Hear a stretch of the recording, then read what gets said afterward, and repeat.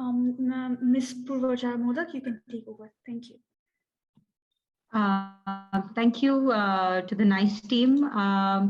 Hello and good afternoon from India. My name is Purvaja Modak, and I'm a research fellow for International Relations Geoeconomic Studies at the Center for Public Policy Research, Kochi, CPPR.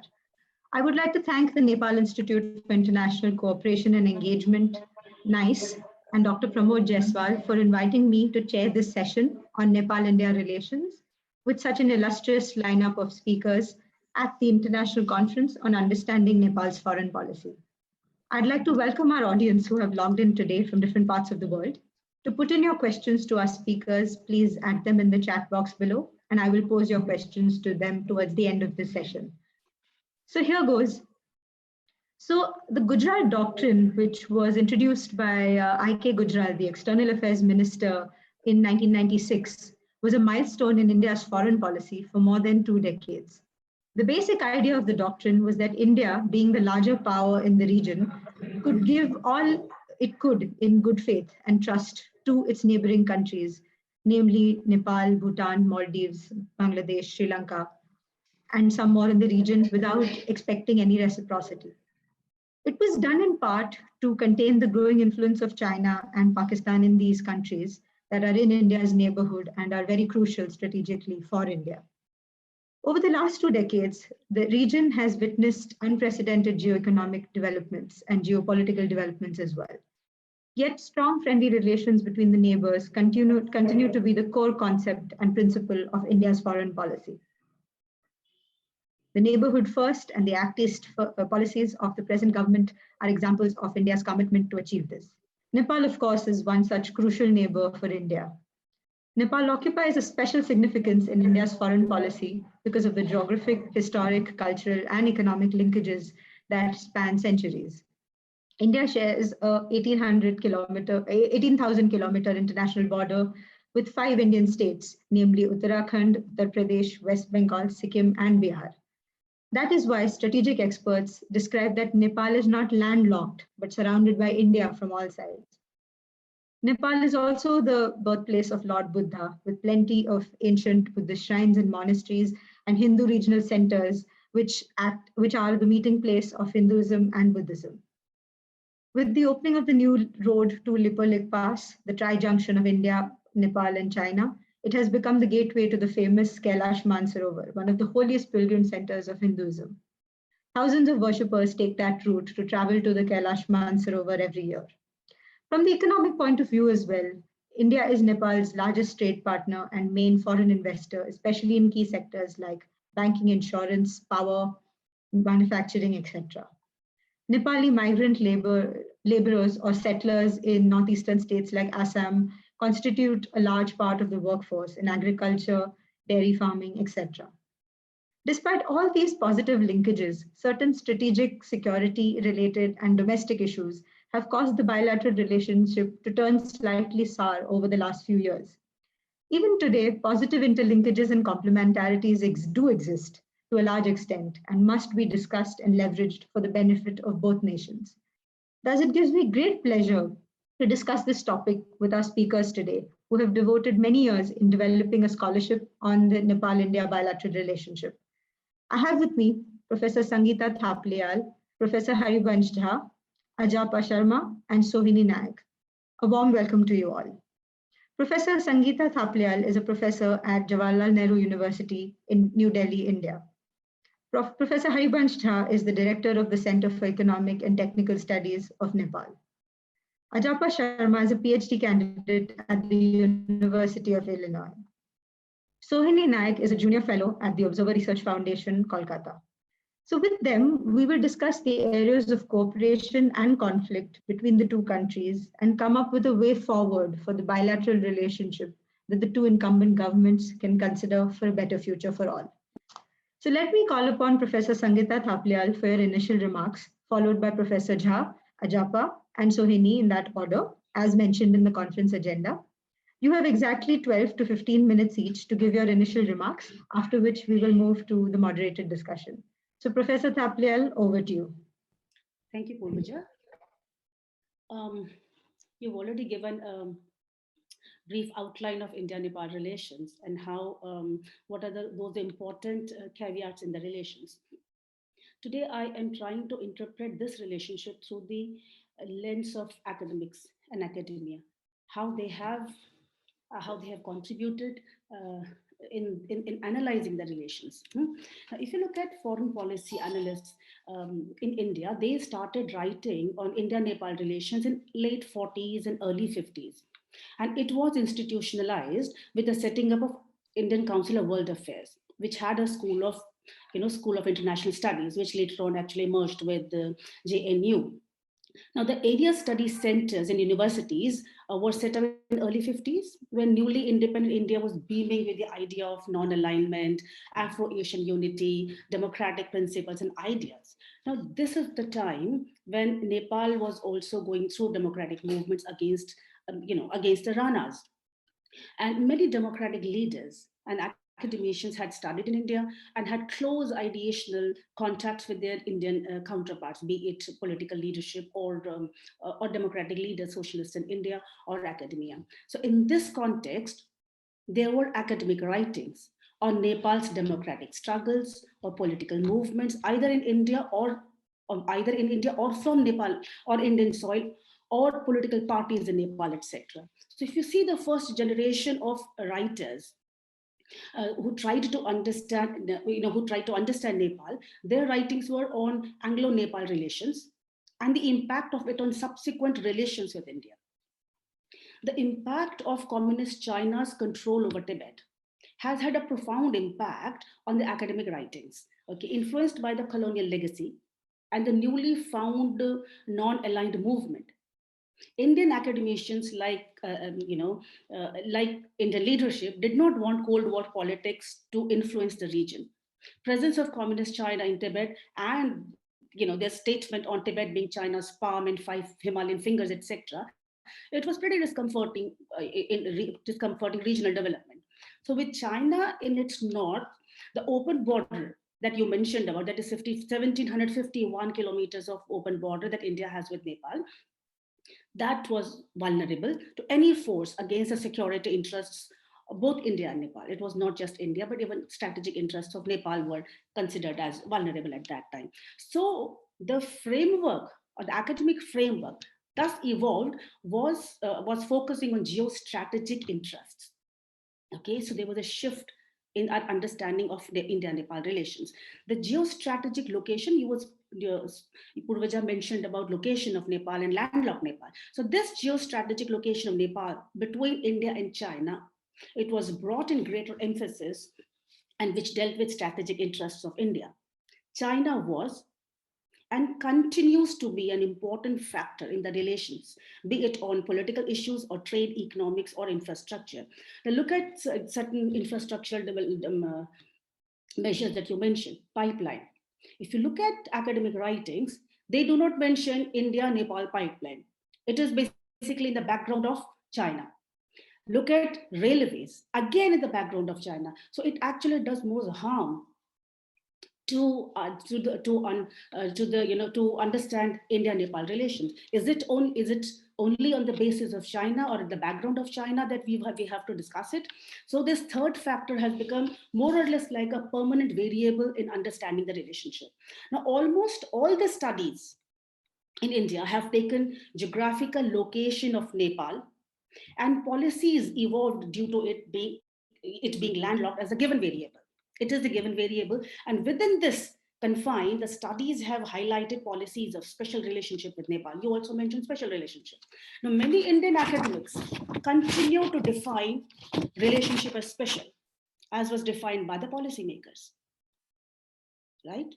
So yam between two boulders is used ad nauseum, is taken as the gospel truth and has influenced generations looking in Nepal's relations with its neighbors.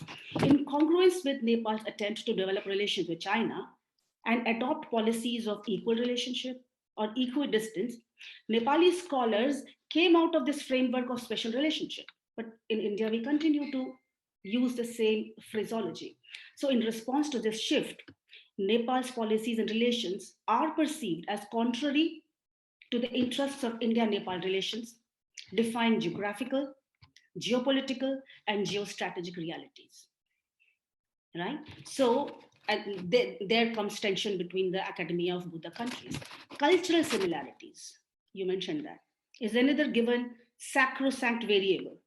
It finds a place of mention in almost all the studies in India and Nepal, similar to official joint communiques or statements. One finds people with similar religion, culture, language, tradition, caste on both sides of the border. However, it hasn't been much analyzed. Depending on the government of the day, Nepali and Indian academics consider it either as a fixed factor, which is cementing the relationship between the two countries, or as cliche. So who is in power? So our entire framework has become state-centric in nature.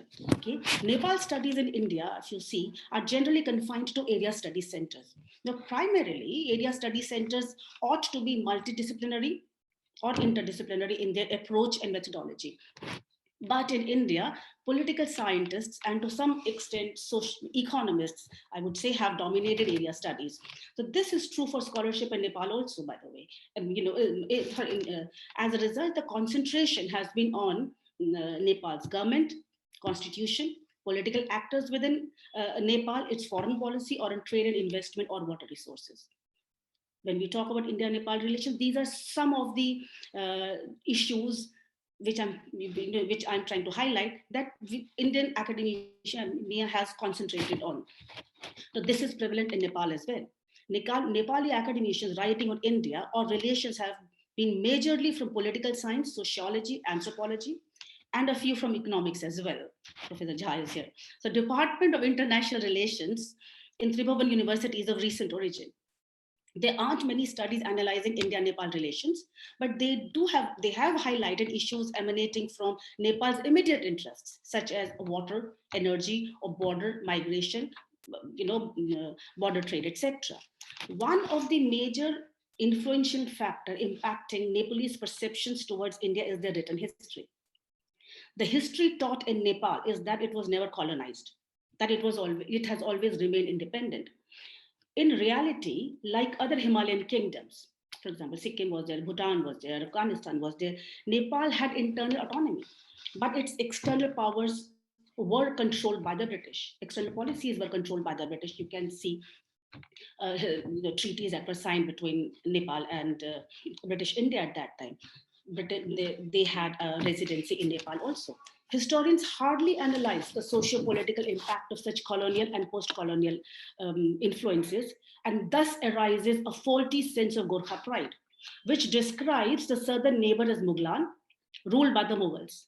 A Mughlan that does not have pure Hinduism as compared to others. Now, I am not saying all academicians have done that, but I am generalizing that some in Nepal have also done like this. Okay, so after independence, the slogans which were used for Britain, such as were transferred to India, such as imperialistic India, hegemonic India.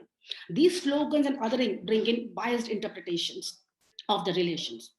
The scholars from both the countries have analyzed relations or episodic events in the relations within this state-centric framework.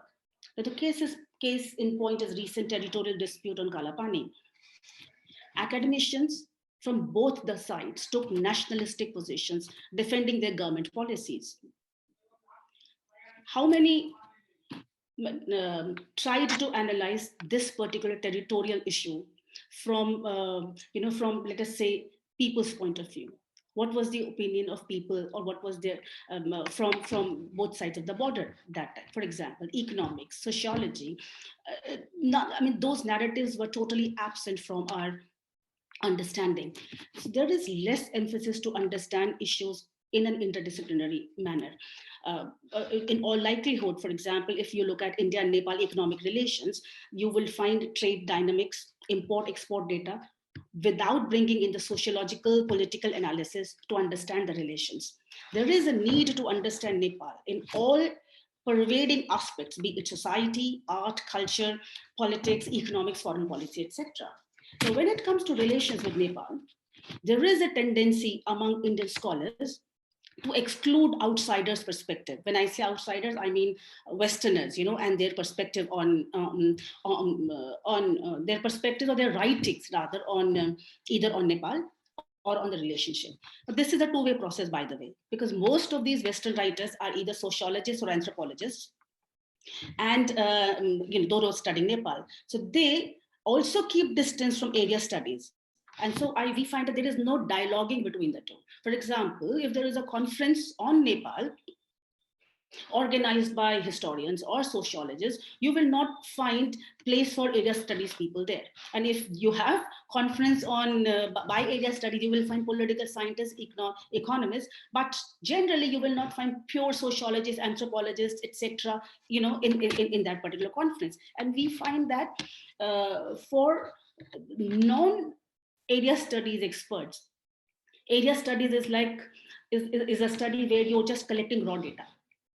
And area studies people in turn call those people as you're theorizing too much, or the study is narrowly concentrating on one district in Nepal, and through that you try to analyze Nepal and India-Nepal relations. So there is this disciplinary gap between the academicians on both the sides, and that is something that can be bridged when you have more interactions between the scholars.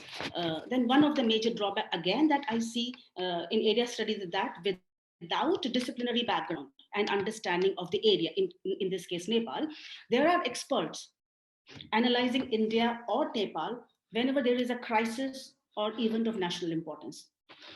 Kalapani issue happened. Kalapani I'm mentioning because it was a recent development. You see hordes of academicians in India and Nepal writing on that particular issue. And then something happened in between India, China. Again, they all become Himalayan experts. And after 15 days, you will find that all of them have become Indo-Pacific experts. So when that happens, because they do not have, they are demanding, they are responding to the demands of the market.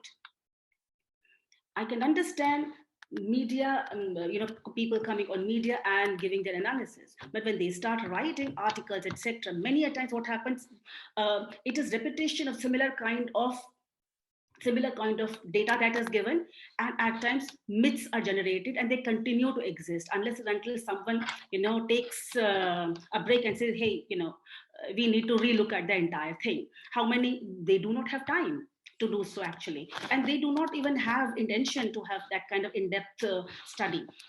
So at best, their presentations and their analysis remain sketchy and does not provide any value judgment. So they are at best trend analysts. And I think this is one of the reasons that there is greater reliance on former ambassadors or Gorkha officers because of their functional experience. In India and Nepal, again, most of the readings are confined to literature written in English language. Literature in Hindi or Nepali hardly finds a place in mainstream academic discourse. One of the reasons also, at least in India, we find that in the university system, when you try to get someone who knows, it's very difficult actually to get a teacher who can teach Nepali language.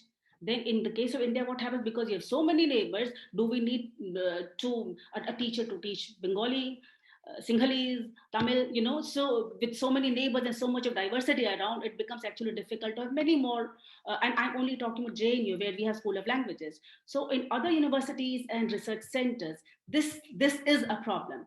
And we find that in Nepal also, they do understand Hindi, but I do not see them referring to articles and research that is done in Hindi. So I think as a result, our understanding is very, very capital centric. Our understanding is so limited to that English literature that we get. And many a times I've seen scholars in India who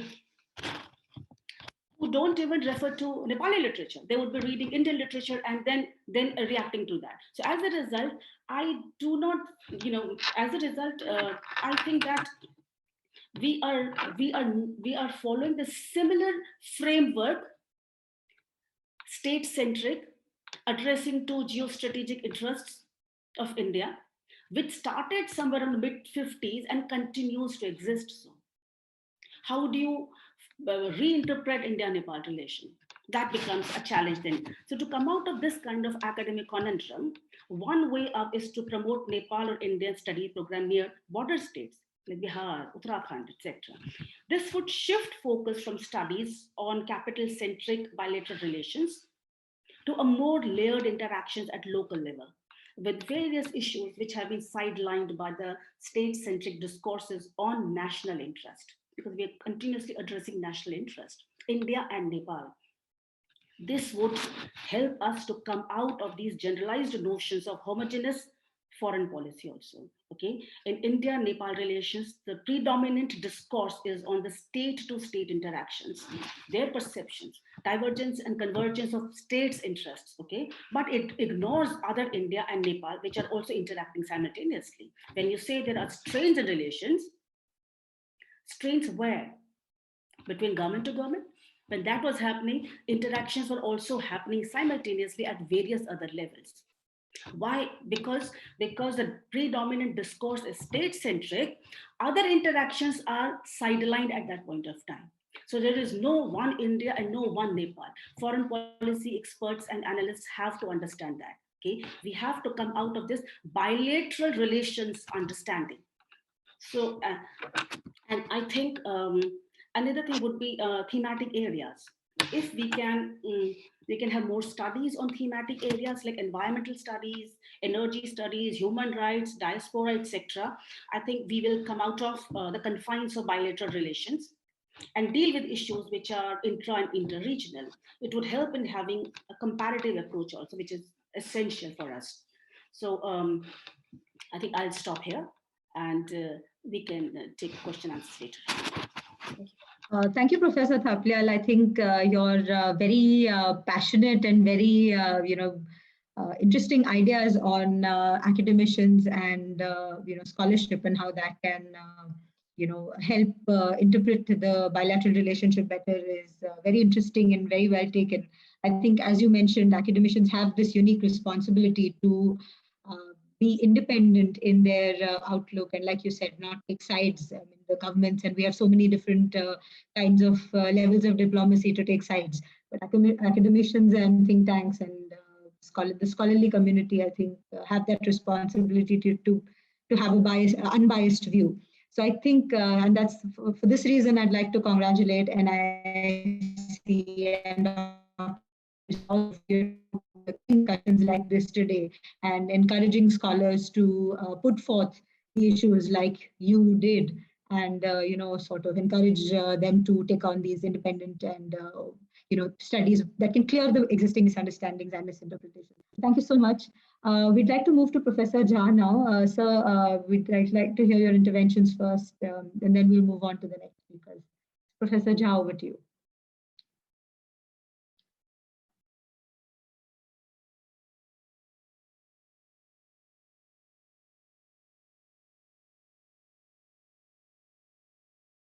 Sir, please unmute yourself.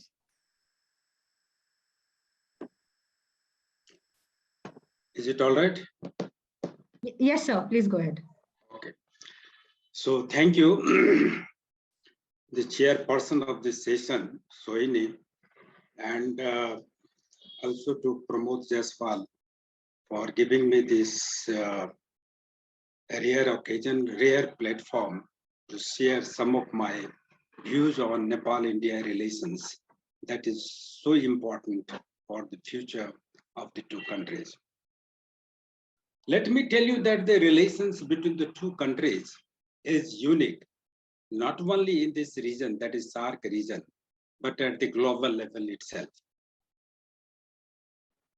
We have over 200 countries in the world, but no country, two countries at the global level are as closely tied up together socially, culturally, economically, or even to say security-wise also, as these two countries are.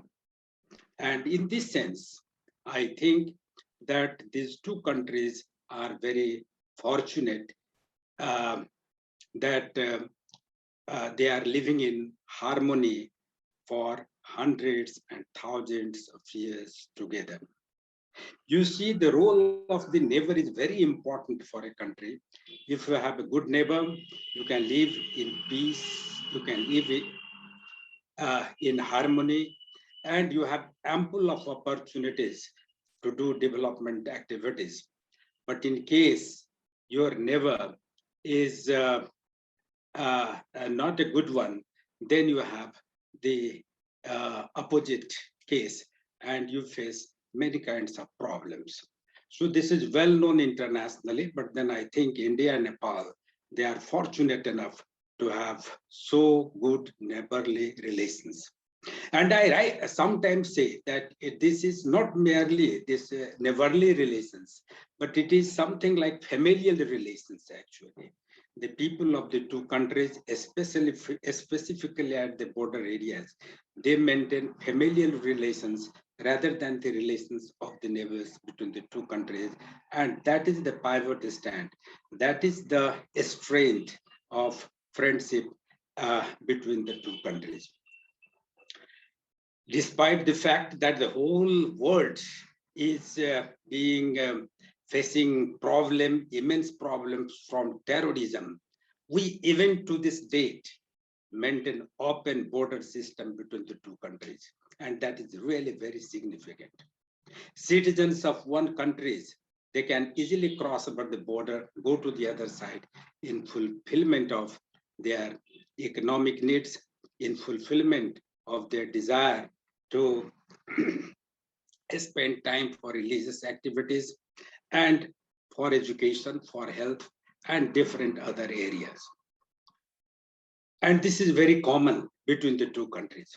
When we talk of the border relations, border problems, I think we have sorted out 98% of our border issues between the two countries. And whatever little 2% that is left, we are trying our best to sort it out at the diplomatic levels, at the political levels, and I am very sure that that is going to be resolved sooner. Why I say to you that the relations between the two countries is more familial. This is because of the fact that you find that India has been providing lots of aids and assistance to Nepal after the change of political system in 1951, after the change of government from Rana Krasi to say the democracy in 1951, India extended lots of support economically, even technically, and otherwise, even politically, to strengthen the very foundations of Nepal, actually. And we are very indebted to India that at the time we were in crisis, India was the only country that came so straightforward in support of Nepal for the overall development of this country, for overall development of infrastructural facilities in the country.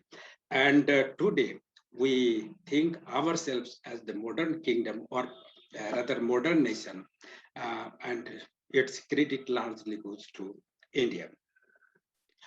And just see, this is the goodwill gesture from India for the development of Nepal. Now, on the other side, if you think of Nepal's gestures towards India, let me take you to the situation in 1962 war, India's 1962 war with China, or 1965 war between India and Pakistan, or even in Kashmir affairs, or even in other affairs, you will always find that the Gurkhas of Nepal, they have always come on the forefront of the battlefield to take the side of India against India's enemies. And it is for this reason that I tell my Indian friends very often that, of course, whatever aid and assistance that you have given to us, that can be measured in terms of money. But whatever we gave to you in terms of setting our bloods for your security interest, for the protection of your territorial integrity, that is unmatchable. that cannot be measured even in terms of money. So this is the level, this is the height of relations between the two countries. Whenever we have certain scarcity of goods in Nepal, I think our brethren from the other side, they come to this side and they support us. Similarly, when there is some scarcity of goods or there is crisis in the other parts, that is Indian side of the border, we immediately jump upon that side in their support. So this is very important. Even very recently, when we had this huge deficit in our trade relationship between India, that is where we are facing huge deficit in balance of trade. Now, to sort this problem out, India has agreed to buy surplus power from us, surplus hydropower from us. And I think that is going to a larger extent to minimize the balance of trade situation, deficit in balance of trade between the two countries. So all these things are very rare that we cannot find in other countries. And one of the reasons why the two countries are maintaining so harmonious relations, it is because of the open border system between the two countries. This is what I do believe. Because this has given an opportunity to maintain this cross marriage activities between the two countries. Because of this cross marriage between the people of the two countries, this situation we are getting the relations between the two countries is getting younger and younger. We maintain cross-border facility for the movement of our vehicles. That is a great support to the people of each country to travel to the other country. So similarly, we have hosts of other activities that is serving the interest of the two countries, bilateral relations between the two countries, and we are very fortunate to have that. Now, this is unfortunately also the problem why some other external factors, some external elements, they are hostile to us, they are jealous to us, and therefore, whenever some minor issues, some issues occur between the two countries, they want to take undue advantage from this and try to flare up the situation. Now, as recently as in 2015, when Nepal was making constitution, actually its new constitution, similar kind of efforts were made by certain external elements.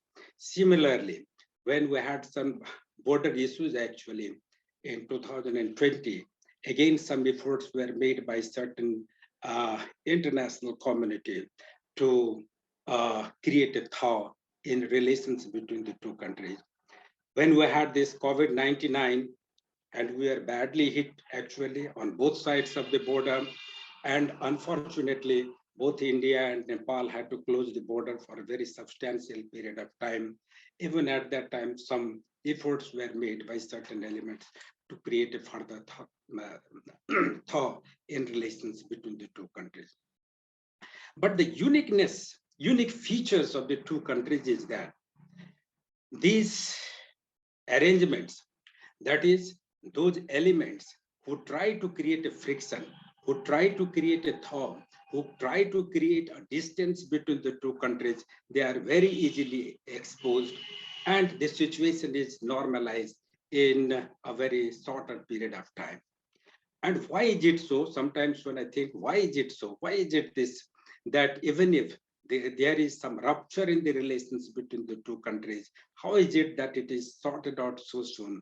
And its sole factor, its sole credit goes to the people-to-people relations between the two countries in general, and especially the border inhabitants of the two countries in particular. So this is a model that I think is a very ideal model, and that other South Asian countries should also benefit from it. I think this is an ideal model that other countries of the world, they should also follow. And I think let this model continue and let the two nations try to benefit from each other's experience, each other's resources, and each other's goodwill towards each other. Thank you very much.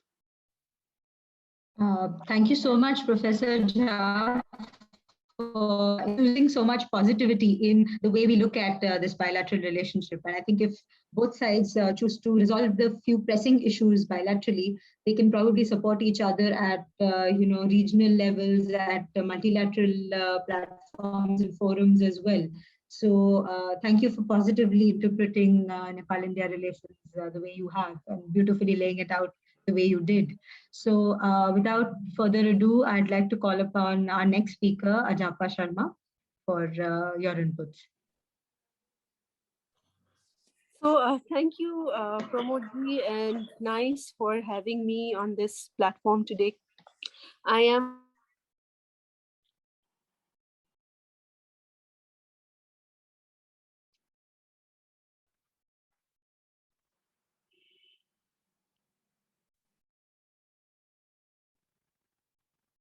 We seem to have lost. We seem to have lost Ajapa. I'd request the NICE team to check whether you can get her on, and maybe we can proceed with Sohini till the time we get Ajapa back on online.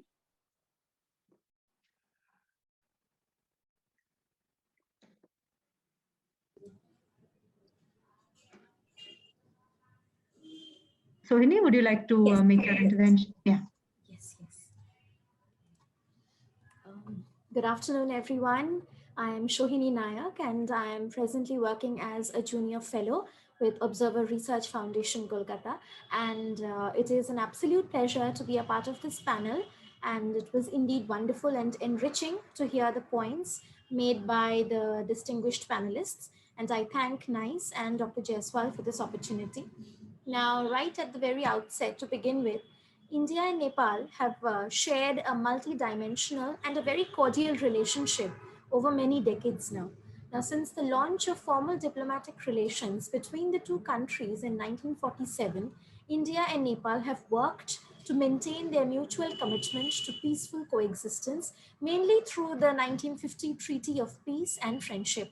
For both India and Nepal, the open border that we are talking about has been often described as a springboard of opportunities with natural common interest. However, with time and the changing political leadership, certain constraints have also evolved in the relationship along with the developments, because both the countries realize the necessity to maintain the bilateral ties. And I feel that the relationship that the two countries have is yet to explore its full potential. And it is time that we move beyond the 1950 Treaty of Peace and Friendship and establish something new that is, akin to our new times, our modern necessities, and the times that we are living now. However, for today, I would particularly like to highlight the recent bilateral scenario, especially post the Kalapani border dispute between India and Nepal, as the benchmark, to bring about a new phase in the relationship. Because as we know that after this border dispute, there was kind of a cold demeanor between the two countries, and obviously both the countries wanted to avoid it. And it has been exactly 2 years since this issue, and both India and Nepal have been engaging in better bilateral dialogues, especially in these trying times of COVID-19, to build a better partnership. And it must be mentioned here that there has been kind of an anti-Indian sentiment prevailing for quite some time now in Nepal. And before this, the most recent undercurrent of anti-Indian sentiment can be dated back to 2015, when the blockade and the earthquake had taken place, and Nepal had, treated this kind of like a humanitarian crisis. And according to many experts, many analysts, this somehow pushed Nepal into the arms of China, much to the dismay of India, since we are talking about India and Nepal, from how they are interacting with the presence of China. Somehow this situation since 2015, India might feel that Nepal is moving more towards China, and this sentiment is present even today, strengthened by the border dispute, which is creating kind of a suspicion and no consensus generation at all. And both the countries somehow are trying their level best to begin their series of high level visits, and they have done so in order to refurbish the relationship that has been strained for the past 1 to 2 years. And if we look at the past visits, high level visits, then the first visit that seemed to break the ice between the two countries right after the border dispute was in October 2020, when the chief of RAW, the India's research and analysis wing, Samant Goel, visited Nepal. And the second was the visit of the chief of army staff of Indian Army, Narvane. So the first exchange was supposedly to break the ice and to normalize the relationship between the two countries after the border and the MAPRO. And the second one basically held up the age-old traditions between the two countries, acknowledging the deep-seated historical ties. And Narvane was also conferred with the title of Maharathi from the Nepalese army. He had also gifted several medical equipments and for the hospitals in Nepal to deal with the COVID-19 pandemic. And then there was the third visit by Indian Foreign Secretary Harshvardhan Shringla, and this basically sealed the deal, because it brought about pertinent border mechanisms that were promised, along with other connectivity projects and the post-earthquake reconstruction programs that have been aided by India for a very long time now. Moreover, in this crucial hour of the pandemic, the future of economic collaboration between the two countries through investments in the Nepalese multipurpose projects, the future of people-to-people engagements through the creation of an air bubble for travel, for example, and the availability of vaccines from the Indian side were also mentioned. After this, I must mention the 6th Joint Commission meeting also that took place between India and Nepal, and both of them talked about multifaceted cooperation. And since then, right after, Nepal has been witnessing kind of an internal dissension in the country because of the heightened intra-political party dispute, and then the change of the government that took place, and India has been very proactive in order to mend its relationship with Nepal. And in 2021, we have witnessed Nitin Gadkari visiting Nepal, the Nepal Army Chief Prabhu Ram Sharma visiting India. So, both the countries have been trying their level best, because India is very well aware of the fact that the Chinese side is also very focused on building cross-border infrastructure and connectivity, with the aspiration of, the post-COVID dynamics. And Nepal, as we all know, is a very crucial member of the multi-billion-dollar Belt and Road Initiative of China. And it is also the second largest trade partner of Nepal right after India. For example, the Trans-Himalayan Connectivity Project is present there for the revival of the traditional Silk Route. So in this circumstance, India has been extremely cautious in treading its way in Nepal, because it wants to maintain its position, it wants to mend its ways, so that the relationship that it has with Nepal is maintained. And it has been often argued in this regard that Nepal often has been capitalizing on the Sino-Indian rivalry, and this is one of the strengths of the Nepalese foreign policy.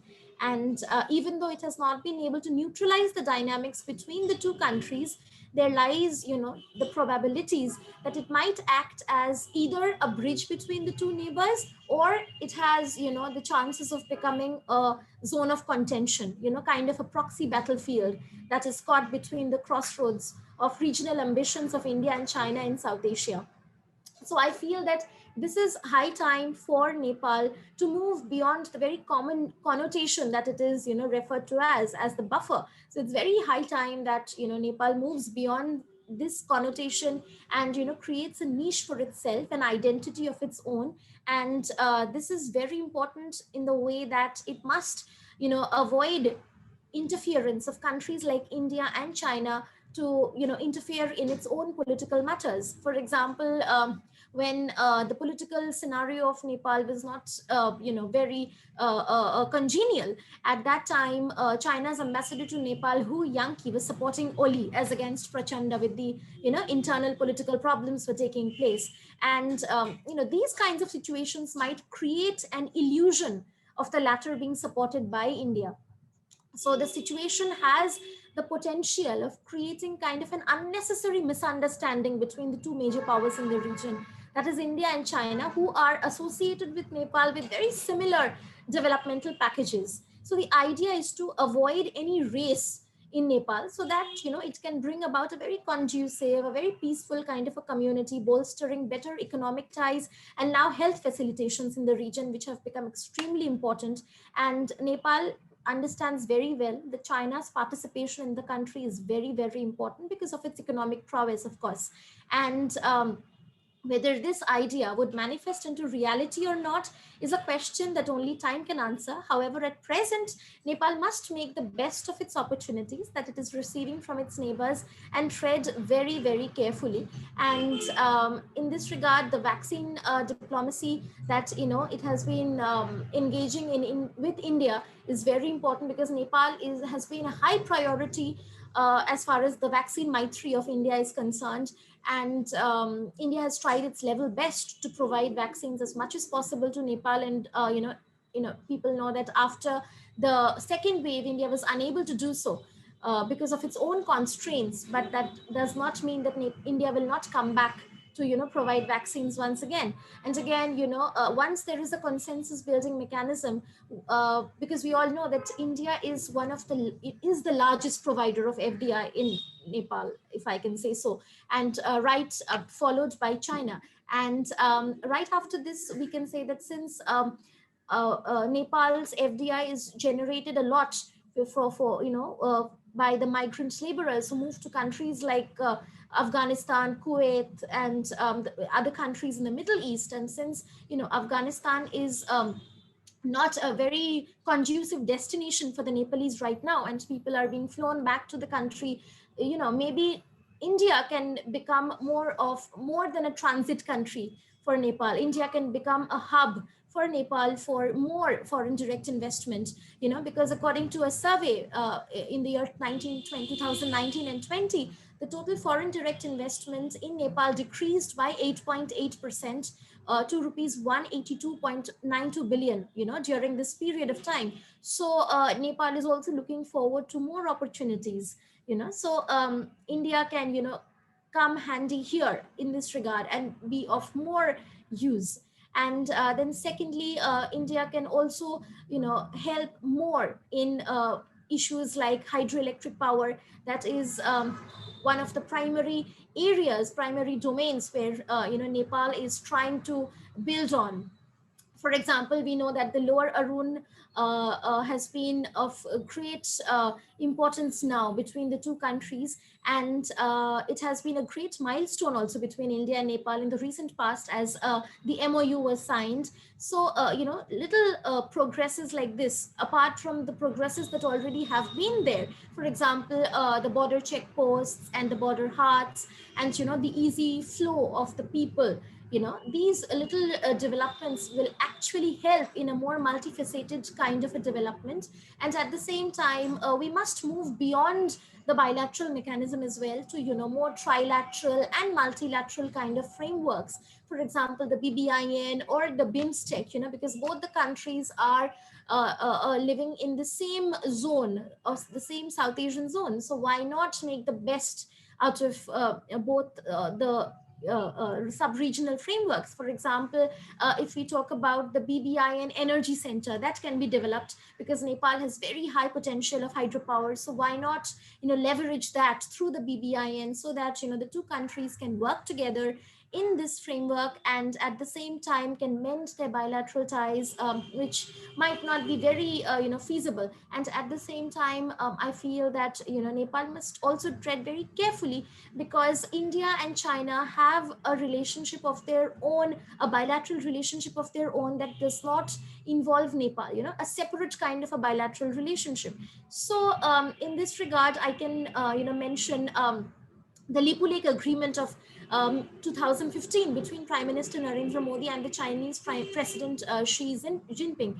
And this Lipu Lake corridor can be used by India as and when required through the point 28. And this basically actually violates Nepal's sovereignty and Nepal's involvement. But Nepal is aware of this situation. But since Nepal is somehow in between the two countries, a kind of, agreement on its part is given. So Nepal must, I would say, create its own identity, its own niche, in collaboration with countries like India separately, China separately, in order to come up as a zone of collaboration in South Asia, so that it can present itself as a country that is not only a transit but also a hub. This is how it will be a good neighbor, and at the same time will be helping its own self to emerge as an emerging power in South Asia, in sub-regional frameworks, in order to move to further collaborative frameworks, for example the Indo-Pacific maybe. And this is how Nepal can establish itself, as well as help India as well as China, in order to establish a good relationship, as a not as a zone of contention, but as a friendly meeting ground between the two countries, and at the same time move as a country that can be benefited from the growth and development of both India as well as China. Thank you. Thank you so much, Rohini, for highlighting all the different dimensions of the bilateral relationship. And I think I agree with your point that the two countries need to just focus on each other rather than looking at China and looking at other aspects of things that affect the relationship. I think if the focus is just on each other, it would help in taking away a lot of the misinterpretations and misunderstandings.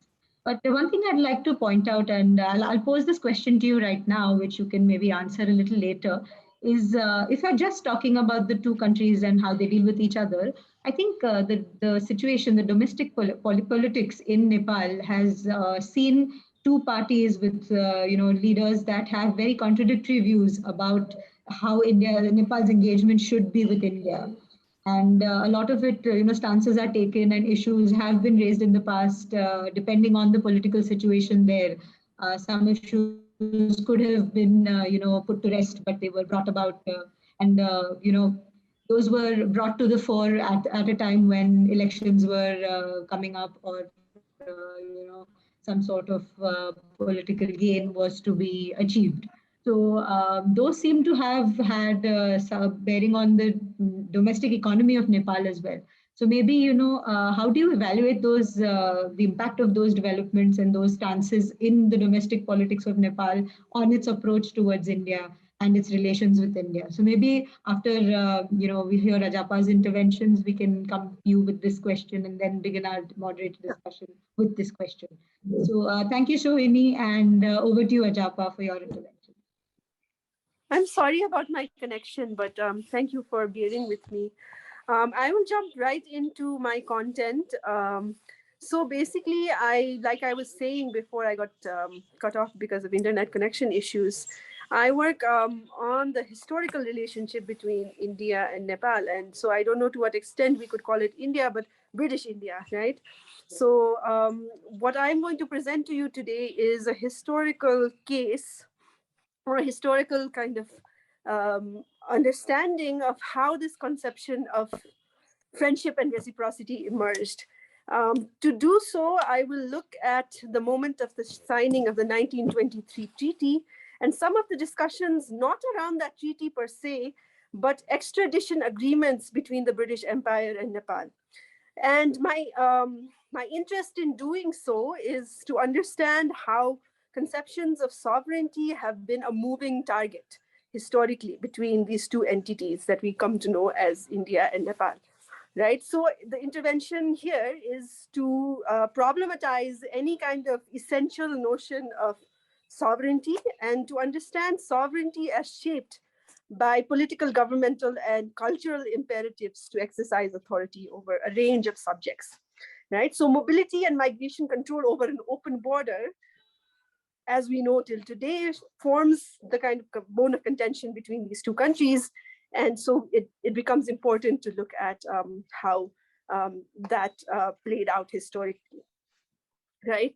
So when the Treaty of 1923, which is called the Treaty of Friendship and Peace between the British and the Nepal government was signed, there was a discussion simultaneously in the British colonial bureaucracy about whether that could create conditions for changing anything in the extradition treaty between the British Empire and Nepal, which was signed in 1855.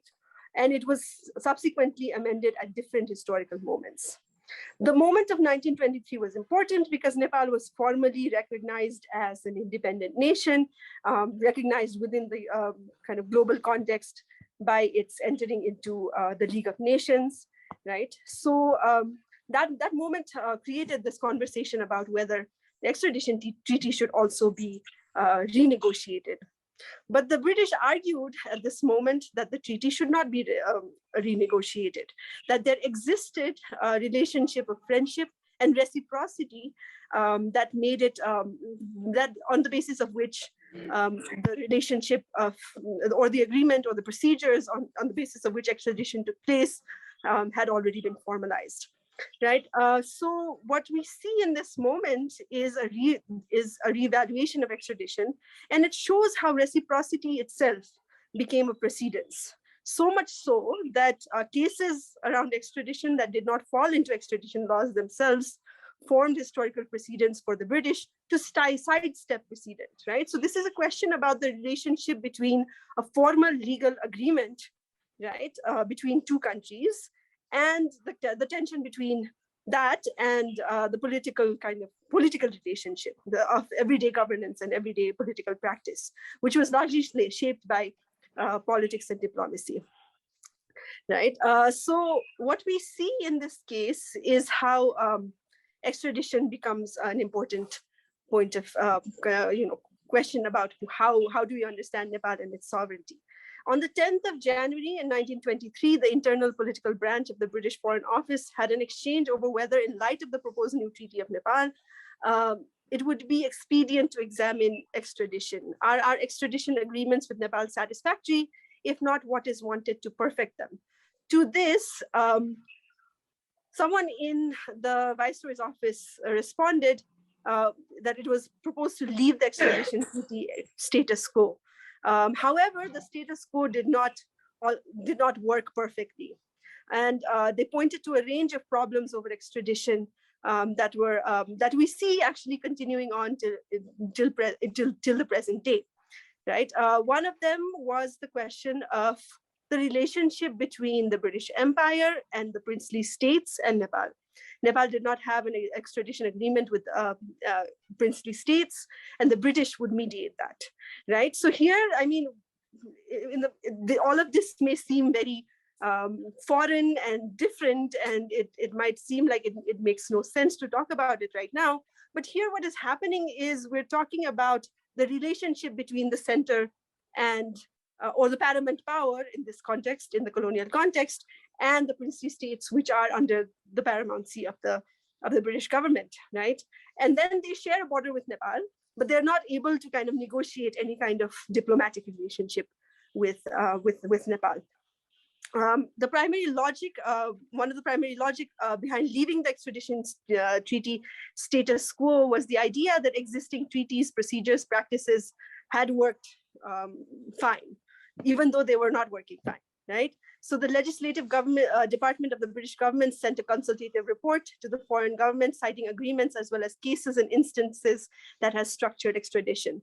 The document cited the 1855 treaty, the amendment of 1866, the 1885 edition, and it argued that anytime it did not work, anytime that the extradition treaty did not work, the Nepali government and the British government decided on the principle of reciprocity, and they pointed to two cases as instances where mutual reciprocity shaped extradition. The first was the case of Inayat Ali Khan, who the Nepali government claimed as a Daku, and dacoity was a part of the extradition crime. It was an extraditable crime.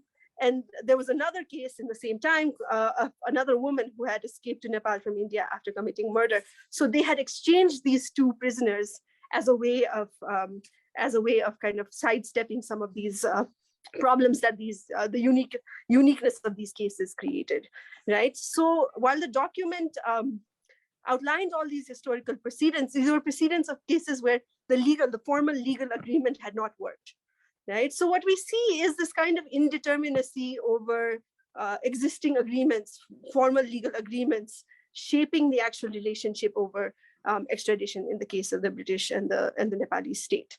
And if you look at extradition cases or cases of handing over runaway criminals or political activists, whatever they may be, this kind of sidestepping of formal legal agreement continues to shape India-Nepal relationship, right? So we need to kind of understand the kind of messiness with which this kind of relationship works, especially in the borderlands, right? This is, I think, useful in also thinking about the kind of definitions that Nepal has had in the colonial bureaucracy as this quasi-sovereign state, as a sovereign state, but also, in managing the relationship between Nepal and other princely states. Nepal was not given the chance to exercise formal sovereignties. And this is something I think Nepali historians have not dealt in much detail with. In terms of the larger scholarship that this case study speaks to, historians of imperialism and law have argued that indeterminacy and fuzziness and constant negotiation over what is formally written in treaties and agreements versus what actually happens in the process of governing borderlands have been central to an imperial framework. Right, so imperialism works by layering sovereignty, by creating these kinds of zones of indeterminacy for law to operate in. And so the Nepali state itself I argue, works as an imperial framework, in the sense that when it comes to managing the borderlands, its policy is about distance. Its policy is about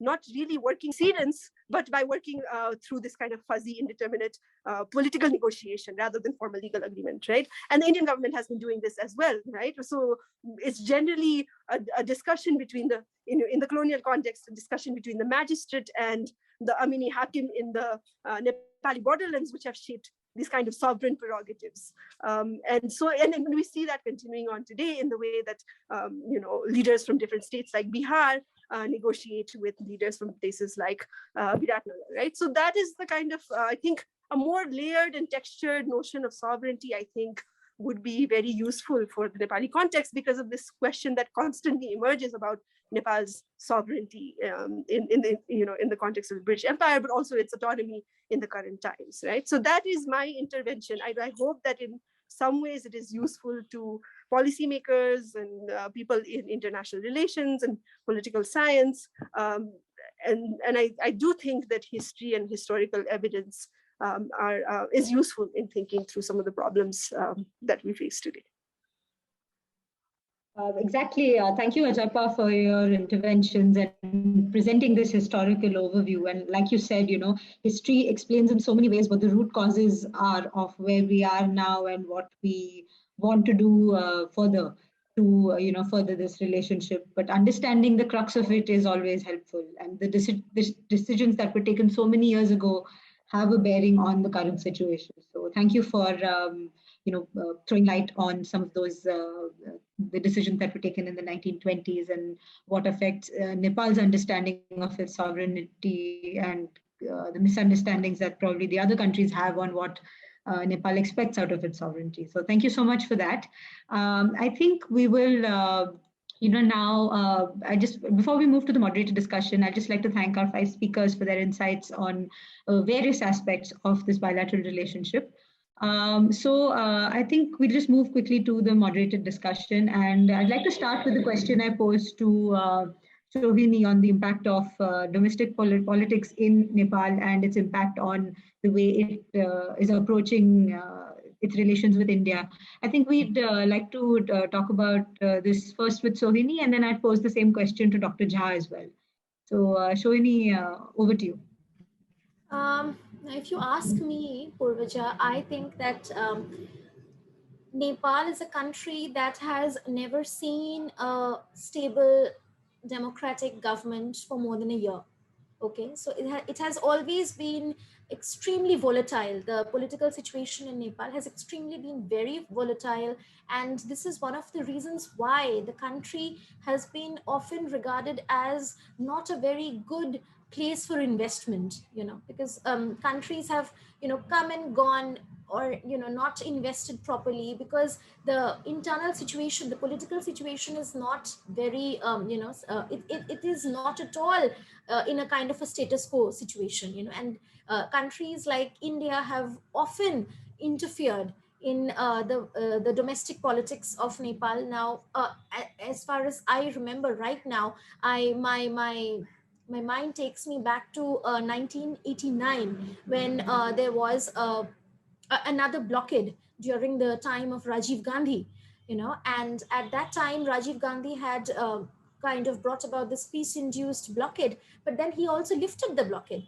because it was threatening his position in the parliament, and then he again went back to the peace treaty in the 1950s, and then the Tanakpur barrage issue took place, and everything of that sort, the hydropower issue and all took place. So and then the Panchayati Raj in Nepal was present at that time, if I'm not wrong. I may be wrong, I don't know, but this is what my memory takes me to. So, both these countries have been extremely aware of each other's political situations. And because Nepal has never experienced a very stable government for more than a year or two, countries like India have, obviously interfered and have tried their level best to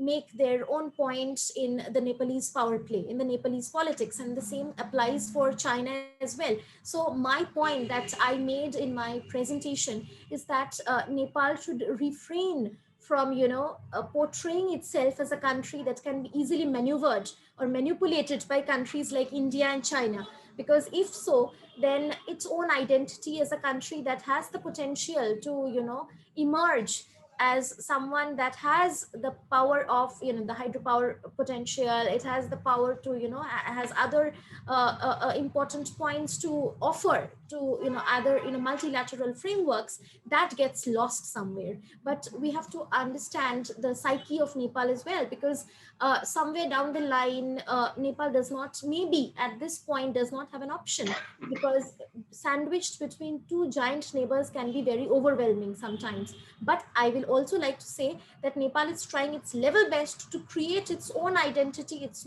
own niche in South Asia, that is irrespective of the tilt that it has towards either India or China, because we cannot deny the fact that yes, Nepal is a part of BRI. Nepal is having its own bilateral negotiations with India. For example, I can mention here that when India was out of vaccines for Nepal, it was China who came forward and helped Nepal.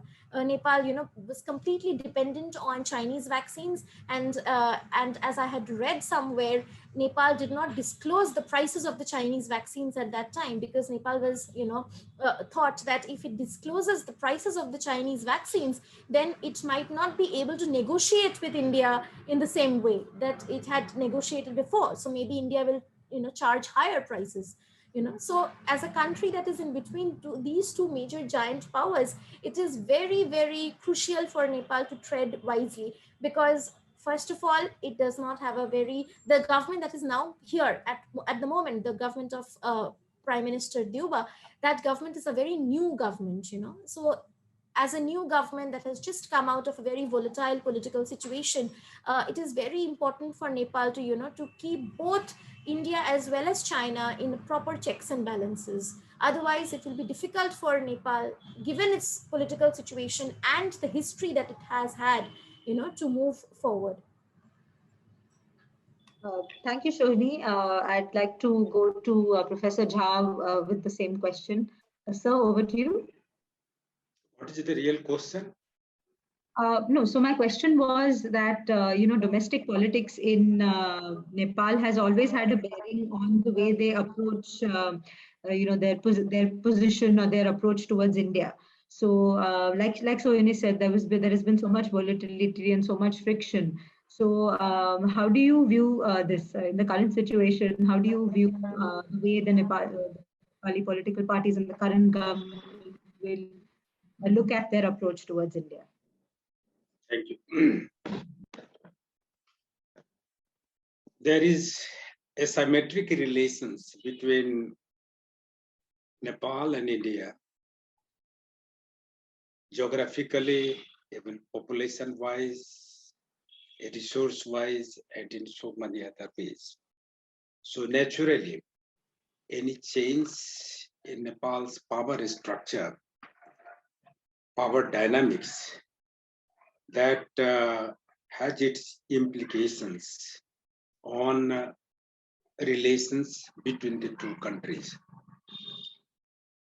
And it is not very far off when we see that the government before Deuba, present Prime Minister Deuba, that fully utilized that situation, rather exploited that situation. And it has not been once, but in several times in the past, when there was monarchical institution, or when there was this democratic forms of government or Maoist government at the center, or when we had communist government under Prime Minister Oli earlier. So this is a very natural phenomena for Nepal. We find on every occasion that when our government, when our leaders, they face difficulties on the domestic front, they naturally try to exploit the situation. And for them, the best thing is India. They find their solutions mainly in their relations with India. Because we, even until today, our relations with China is very, very much limited. We don't have an open border with China. Our connectivity with China is also very much limited, whether through the land route or even through the air route. But then we are more open to India. So naturally, people's attention is more focused towards India when the government wants to, when it finds itself in a very volatile situation. And this is very much evident that some of our leaders in the past, they, in the benefit or in their vested interest, they try to create anti-India feelings, just as a base of nationalism. So in the name of nationalism, they flared up anti-Indian environment in Nepal, just to make themselves more safe. And I think that this has not happened in the case of any particular government, but that has been a situation with different governments that we had in the past. Thank you so much, Professor Jha.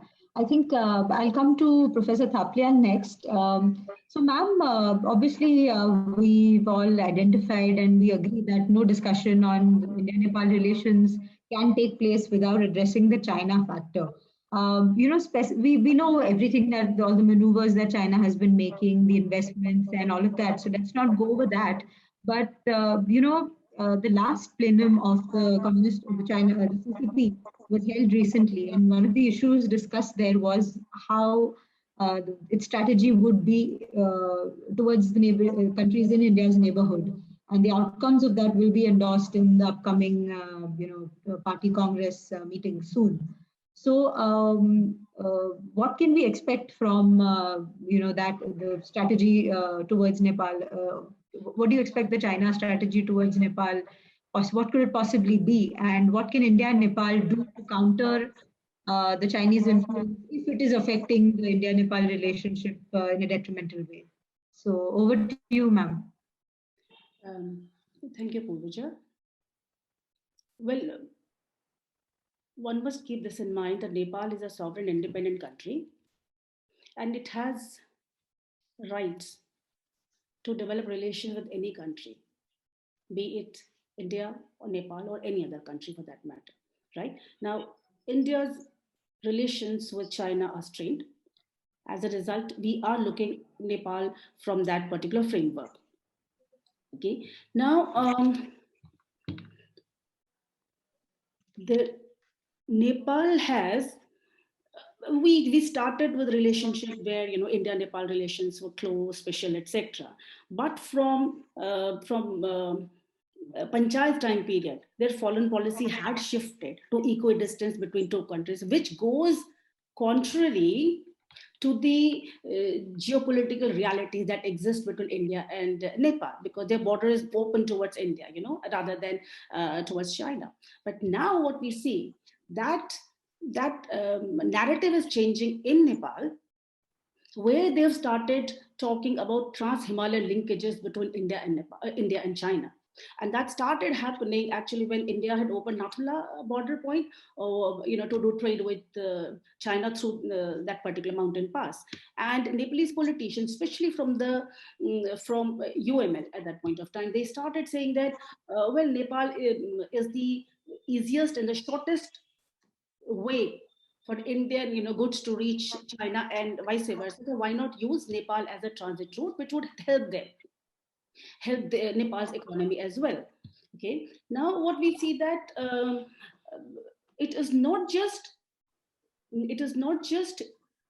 people from UML, but we have leadership, we have ambassadors who represented Nepali Congress speak in similar language. They said today it may not happen, but tomorrow it may happen, because Nepal has two borders and they need both the countries are economically developing and they want to have relationship with both the countries. Now, having said this, is Nepal, the question in front of us would be, is Nepal economically very important for China? I can understand. If not, then what China is going to do is send goods from Nepal to India. Through, and India, the border is open there. So this is one of the concern that India has. Secondly, traditionally Indian leadership had close relationship with China, and now what we see is that China has started making inroads in the political parties in Nepal as well, Nepali political parties. So every political party has some leaders which are closer to India and some closer to China. That is one. Secondly, when you are linking it to domestic political issue that you raised with Sohini also, what happens if their interests are, they feel, the government in power feels that their interest is hurt by India in some way, then they move slightly closer towards China. So this is a balancing act they do. So is it a concern? If they do just business in the northern areas, etc., that was still acceptable. Many of the Chinese, investments are closer to the border. For example, so that your border is open with Nepal. So that is where your concerns come.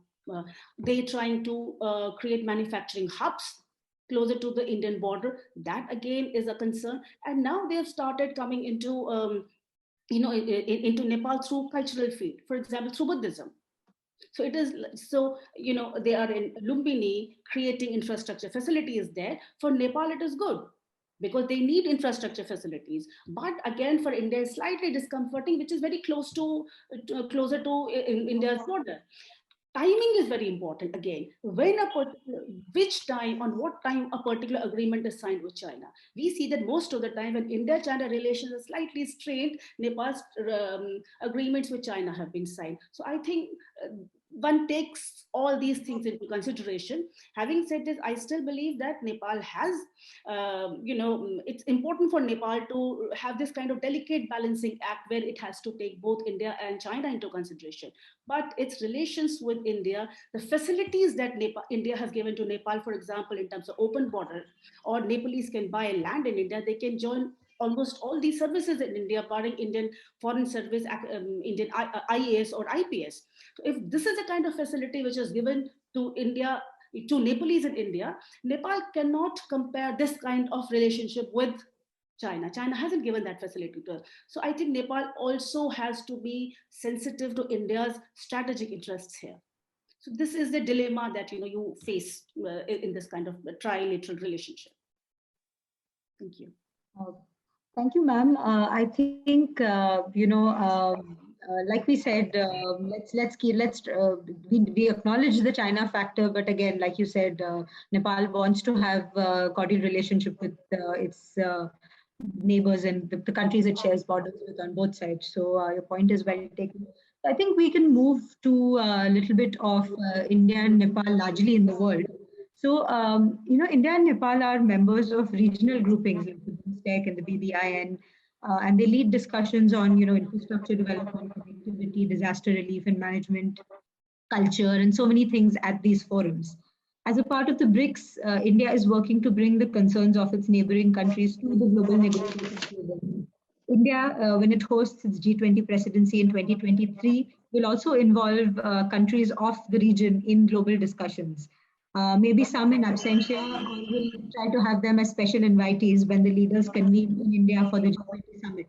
So this is one recommendation that think tanks around India is putting forth to our government also. Nepal also supports India at the United Nations. So my question, this question is to all of you, and maybe you can all briefly weigh in on this. So how do you view India and Nepal's engagements and interactions at regional, plurilateral, or multilateral platforms? Do you think their global engagements will help bridge the gaps in the bilateral relationships and have a sense of solidarity, bring them close in some sense? So Sohini started talking about this a little bit earlier. So maybe a short input from all three of you on this issue. I'd like to start with Sohini first, then Professor Jha, and then Professor Thapliyal. So Sohini, over to you. Yes. As I had already mentioned in in my talk, that when the bilateral relationship is not working out properly, trilateral or multilateral facets may be tried out. So that we can see whether the two countries' dynamics are working out properly. So in this regard, I mentioned the BBIN and the BIMSTEC. And I feel that Nepal, because it is a landlocked country, these kinds of partnerships can actually help Nepal to move beyond, to get rid of the landlockedness, to move beyond. And India definitely can be a springboard.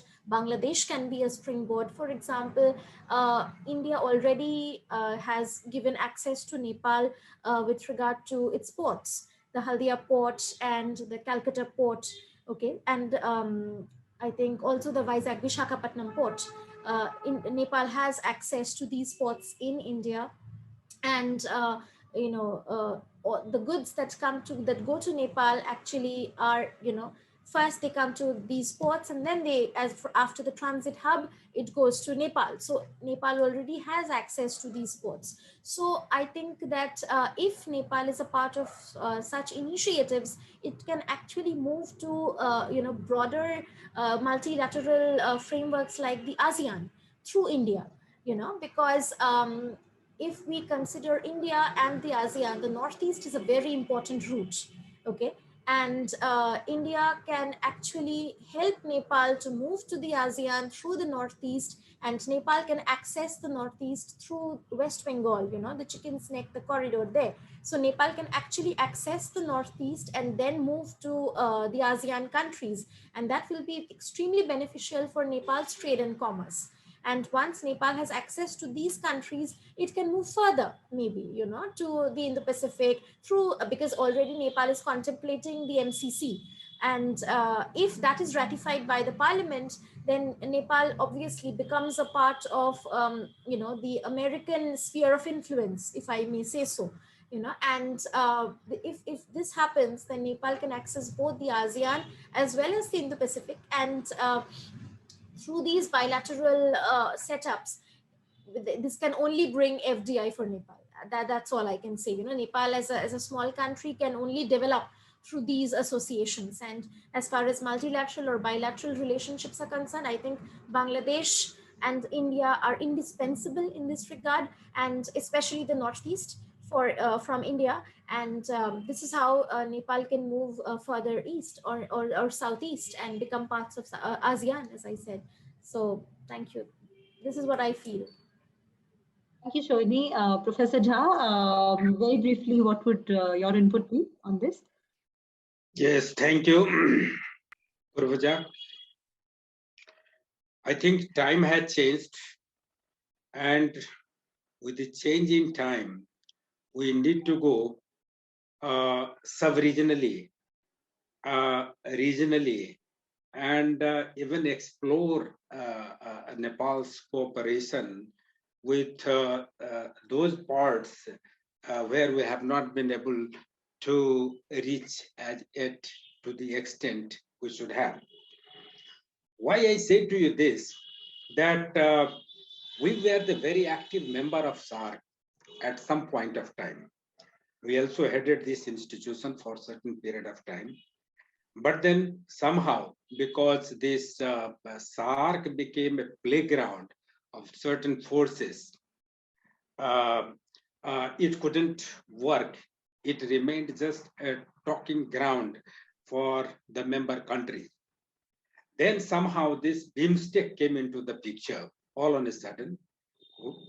And we find that BIMSTEC is giving a lot of opportunities, had lots of potentialities for Nepal to explore its relation, to diversify its relations from this SAARC to beyond SAARC, actually, that is to the ASEAN countries. And India is very cooperative. India also wants that Nepal should cooperate strongly in this BIMSTEC phenomena, BIMSTEC activities, in which Nepal is likely to benefit a lot. And then, of course, after we signed this Belt and Road Agreement with China, we also signed in 2017 another important agreement, and that was MCC. So this BR, through the BRI, we had got a certain opportunity to work with China for the development of Nepal in the infrastructural sector. But things didn't move. Now, through the MCC, this is another opportunity for Nepal to explore further, to extend its cooperation with Indo-Pacific countries. So I think this is a very positive development. And then this BIVIN is another sub-regional arrangement. Nepal should, I think, contribute wholly. It is only Bhutan that is creating some problems in its smooth functioning, but it should realize that it is going to benefit Bhutan as well. And then there are possibilities of cooperation with India's northeastern region, which we have not been able to explore so far. So at a time, my perception is that when SAARC doesn't seem to have a very bright future and it is fading away, Nepal must grab the opportunity to extend its cooperation, sub-regional cooperation, specifically with this BIVIN countries, and also with this India's northwestern region, there is vast potentiality. And on top of that, it has another potentiality to develop its relationship, to diversify its relationship with the ASEAN countries through the BIMSTEC. So these are positive arrangements, and Nepal must move ahead towards this direction. Thank you. So over to you, Professor Thaplia. Ma'am, you're on mute. Yeah, I couldn't have agreed more with the previous speakers on this. You see, this concept of sub-regional cooperation was first brought in by Nepal, actually, in 1996-97, I think, and it was discussed at the SAARC level. The issue was that it was said that more than two countries, if it is between two countries, it becomes bilateral relationship. So more than two countries, 3 or more countries can identify a project and bring it to SAARC forum where it has to be ratified unanimously by all the countries. And they realized that it was not happening. It wasn't moving. It was very difficult to get unanimous agreement on any particular project. So at that point of time, sub-regional cooperation, it didn't take off. But now again, there is a resurgence on sub-regional cooperation into BBIN and BIMSTEC, etc. And I think we have already identified and given emphasis to certain areas. For example, water resources is one. Motor Vehicular Act, as he said, it's only Bhutan right now. It has to give its agreement. And once that happens, at least you are coming. He had mentioned, Professor Jad earlier mentioned about asymmetrical relationship, for example. So you come out of that, those kind of apprehensions and fears which are associated with the bilateral, relationship, and then have a grouping of countries which have common interests, which have geographical complementarities, and move ahead. And so I think in this way, it will be a win-win situation for all. Again, when we talk in terms of BBIN, Nepal is not looking at entire India then. This Northeast India is enough for Nepal and Bhutan. Then you have Bangladesh also. Water could be one, connectivity, infrastructure development. There are various areas which have already been identified. It has to move ahead. And I think this is how regions would develop. We can also think of actually border huts, which we have not done that, and that would be at a bilateral level. But even the local, it should be like local level, regional level, at a global level. So if Nepal and India think their relations in such a fashion, I think it will be win-win for all. Okay, thank you so much, ma'am. I think all the three of you and I, we're all in agreement on how trilateral and regional groupings can be helpful. So before we, we've had some questions from the audience, and I've tried to encapsulate them in the different questions I have asked you all so far. So before we, close in some way, I would like to end with a common question to the three of you, and I think this is something I promised Professor Jaiswal I will do at the end. Is I'd like the three of you to address, what are the 3 things that India and Nepal ought to do to address first and right away to strengthen their bilateral relationship and eliminate the misunderstandings that we have been talking about, keeping China and keeping everybody else aside. What would your 3 points of recommendation be to the leaders of the 2 countries? I hope they're listening. So Professor Jha, I'd like to go with you first, then with Sohini, and again, I'd like to end with Professor Thaplia. Professor Jha, over to you. Yes.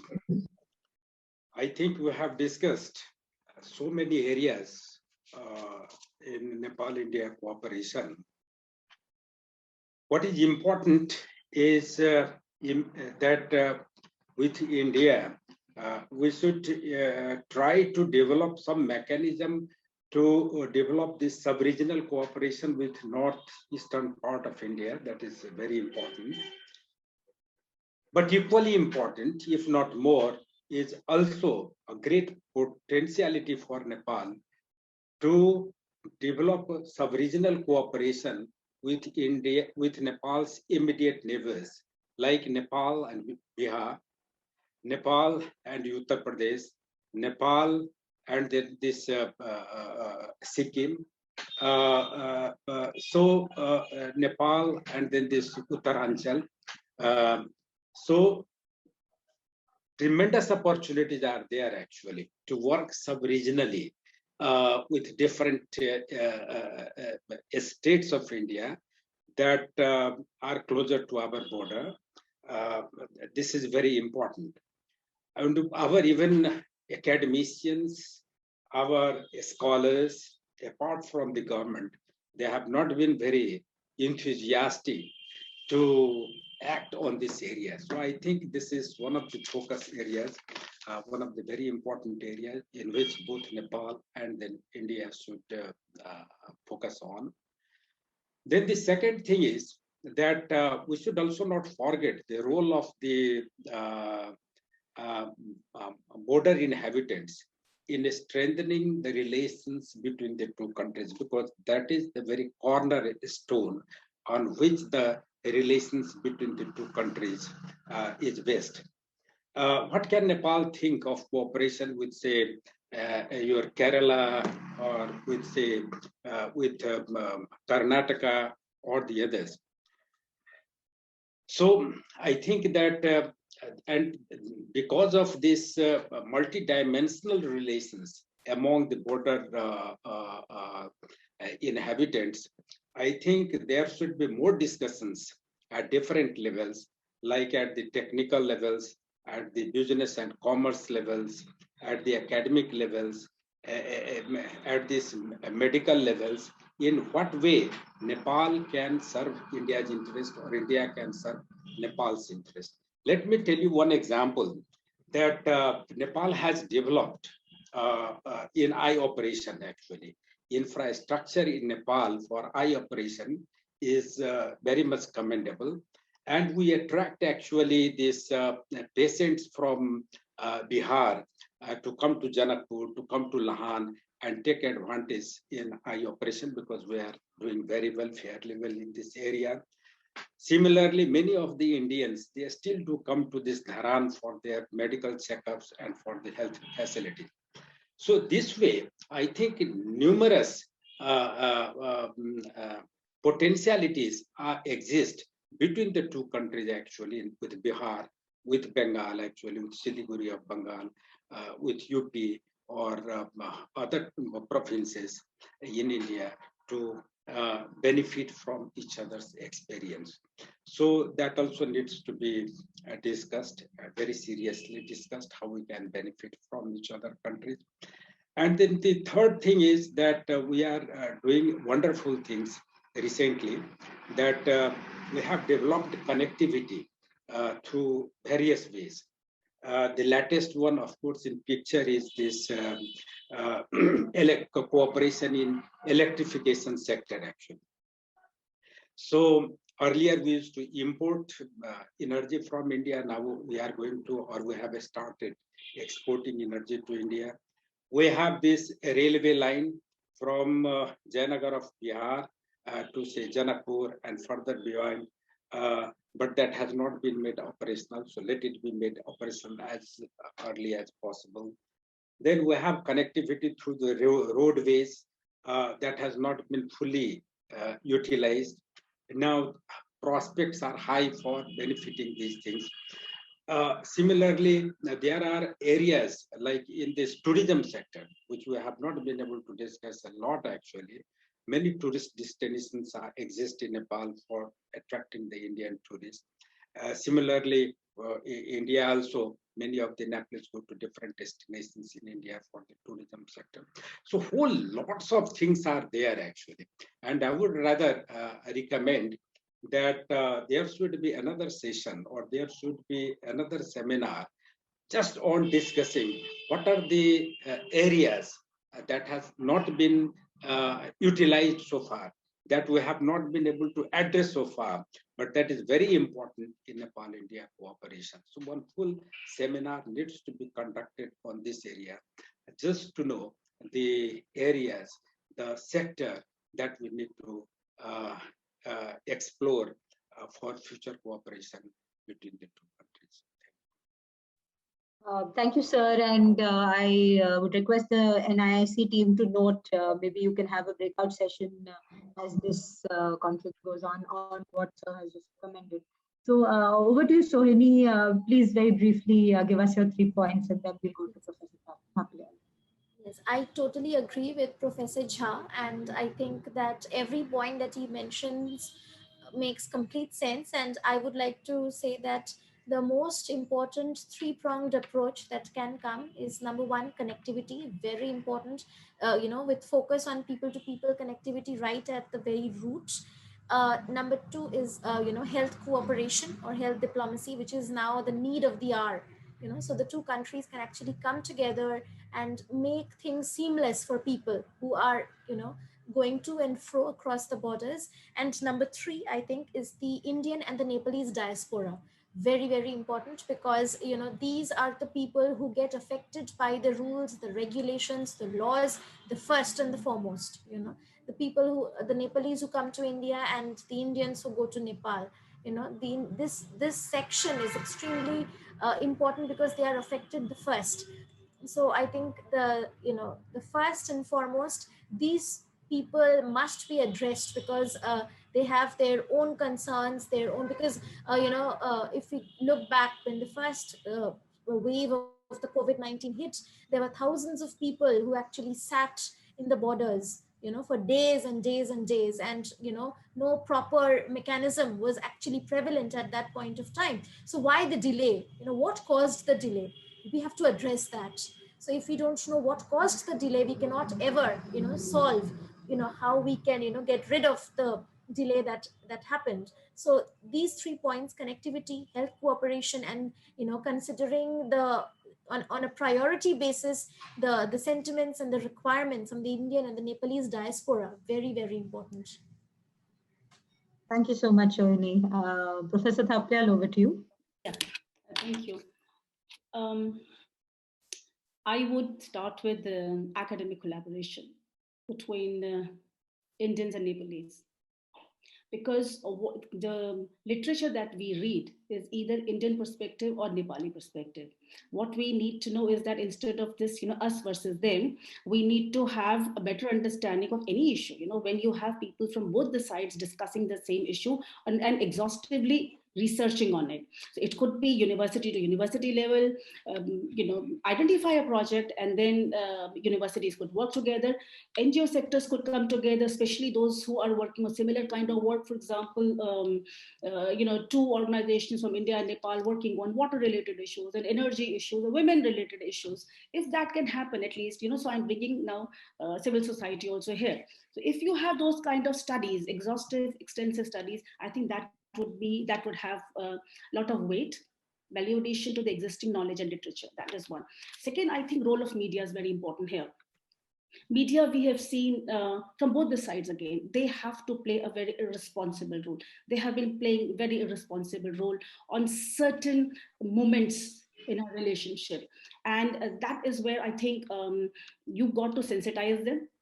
You have to, I think both the countries and governments have to sensitize them and make certain boundaries, even though it goes against the freedom of expression, but you can't have so much of freedom that you can show and write anything and everything. So because they are important in making public opinion. So what kind of, how do you change the perception? So within quote, I heard a few speakers mention about anti-India, which I don't like, and in my class, my students are not allowed to use certain terminology, including anti-India. So even if there is a perception like this, how do you change it?